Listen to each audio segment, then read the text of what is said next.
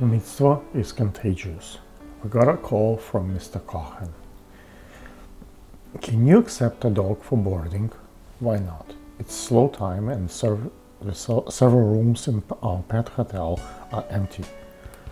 It will require a pickup. No problem, we have to be sure the dog is fully vaccinated. I doubt the dog shots are up to date. Can you vet do the necessary services? Yes, of course. This is even better. In addition to appointment for a vet will be during slow season.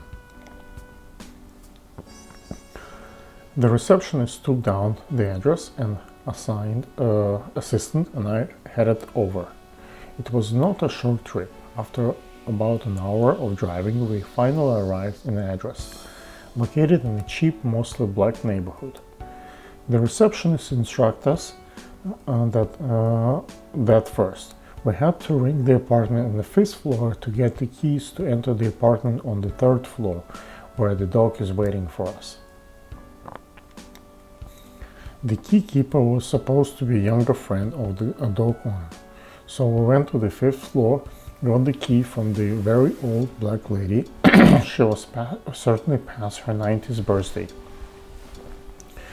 If she is a young one, then how old will be the dog owner should be, and stepped down to the dog's home on the 3rd floor.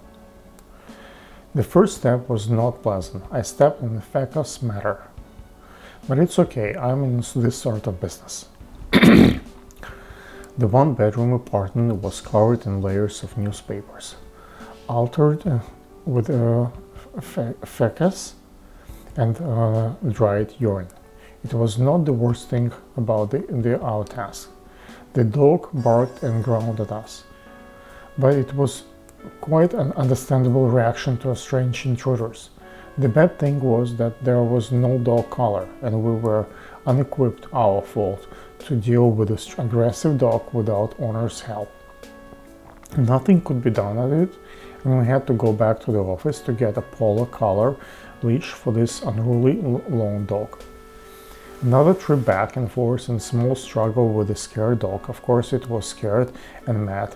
Unknown man entered her final citadel and placed unfamiliar things around her neck and pushed her out, and we were on our way back to the office. This trip was no cruise because of the smell. Yes, my business in certain ways connects with urine and fecus matter, but not in such concentration. It was obvious that the dog has not been for a walk outside for a very, very long time.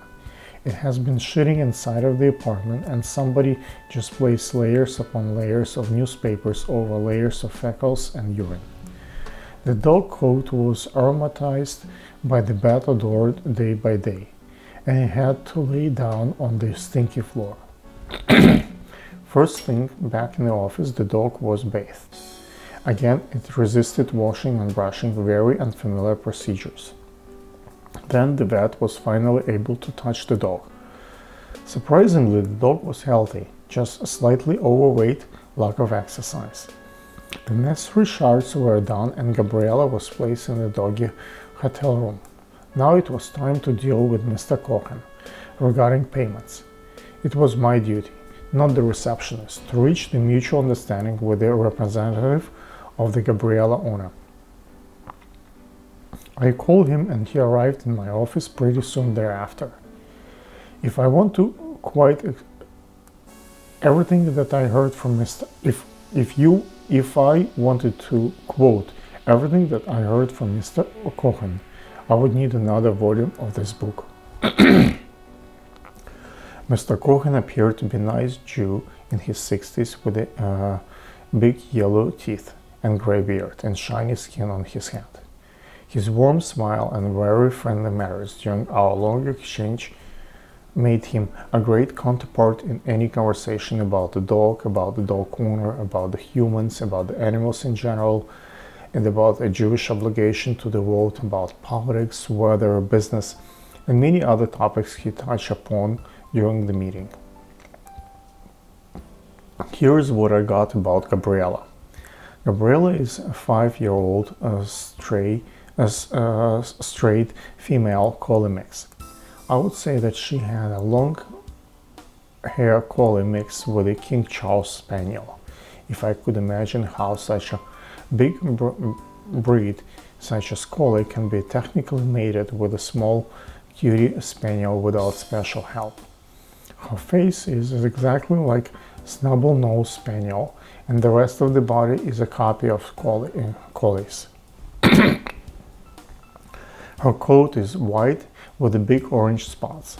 Strangely enough, I just realized that in spite of long and numerous stories I heard from Mr. Cohen, I don't know how he became involved in Gabriella's honor.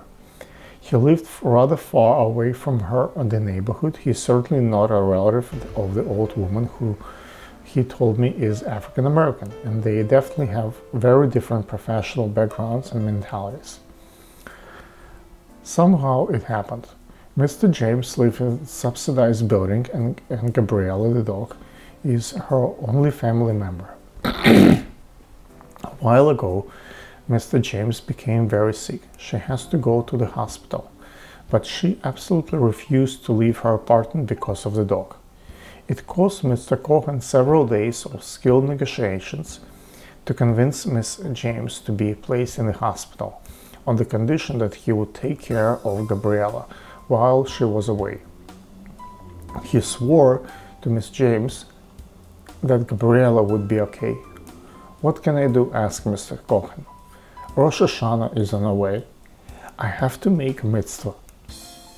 Mr. Cohen has a traditional, faithful Jewish family.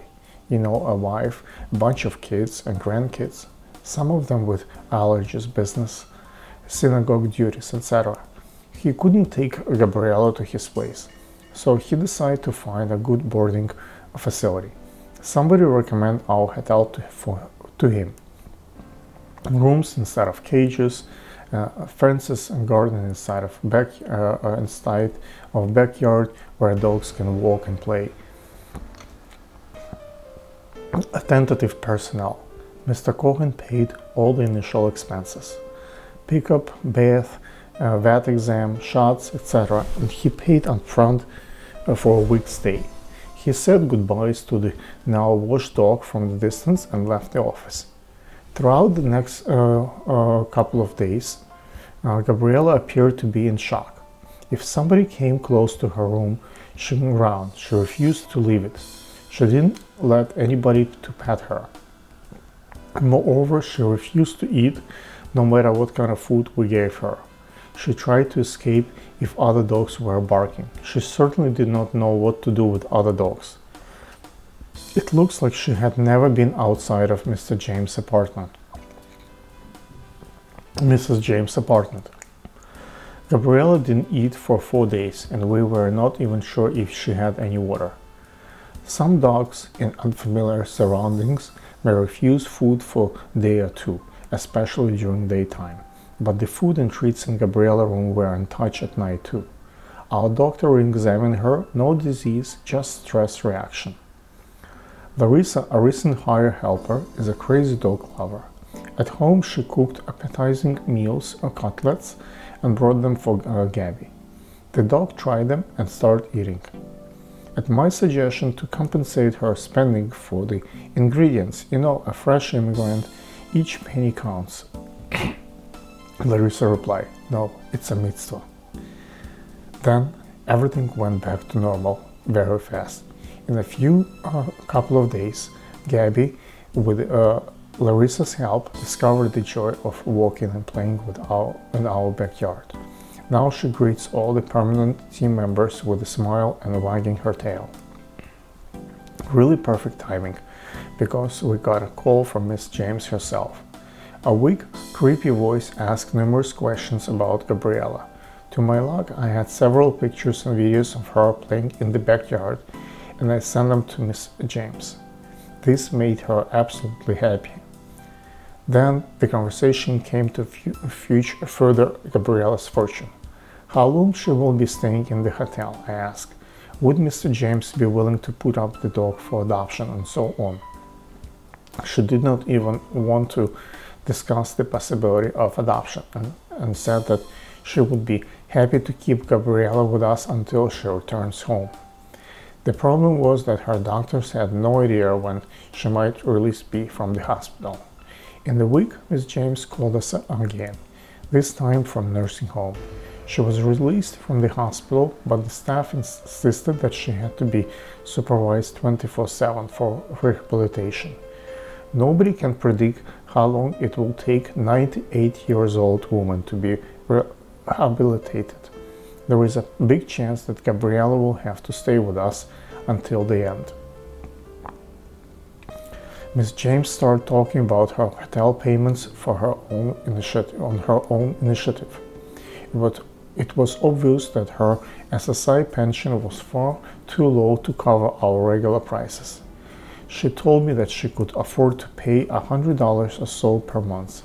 It's a small portion of the money cost of the room, food, and services, especially during holiday season, which was coming soon.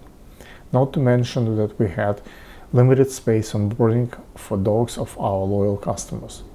But what could I do? Mitzvah is contagious.